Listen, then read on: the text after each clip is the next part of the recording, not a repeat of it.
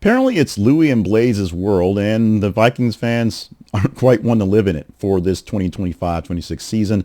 The Minnesota Vikings have added two male cheerleaders to their squad, Blaze Sheik and Louis Kahn. The move reflects a larger NFL trend towards gender diversity. The Rams, the Panthers, and others have already had male dancers for a while, so this isn't a shocking new thing. It's just shocking to the Vikings fans as they aren't quite taking it as well as you think they should. Social media is lit up with criticism. A wave of fans have threatened to cancel season tickets. One of them shared this note of virality. "I am so done with this state. I will not be supporting them anymore. Woke Bull S." Another sarcastic remarked, "This is the actual cheerleaders for the Minnesota Vikings," followed by a laughing emoji. Yes, these are actual cheerleaders for the Minnesota Vikings. Others are quick to defend the new dancers with stuff like, "Leave these guys alone. People are such snowflakes," and "They had male cheerleaders in college forever. Why is this an issue?" It's becoming an issue and being really played out on Outsports, which does commentary for, gay sports, which popped up with a really simple saying that men can dance too. There you go.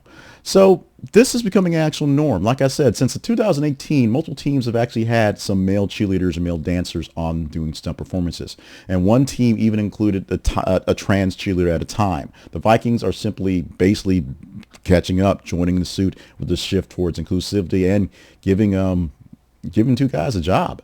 This involves the evolution of gender norms and diversity programs. But by the way, unless you're going to see the Dallas Cowboys cheerleaders and they're going to a performance someplace because they're famous, you're not actually going to see the cheerleaders at the football games, right?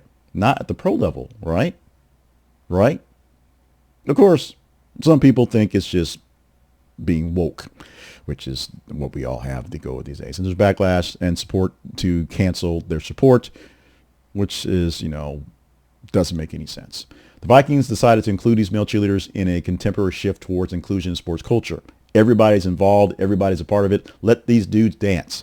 Reactions of the fans are mixed, and progress and others see as the deviation from weirdness.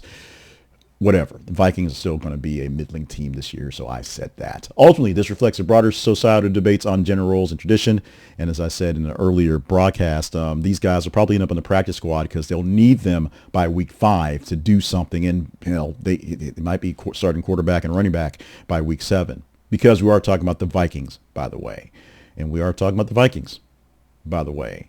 Are you down with the dancers, or are you saying it's just more woke stuff that needs to go away because you need more guys out there on the gridiron instead of shaking pom-poms? Comments away.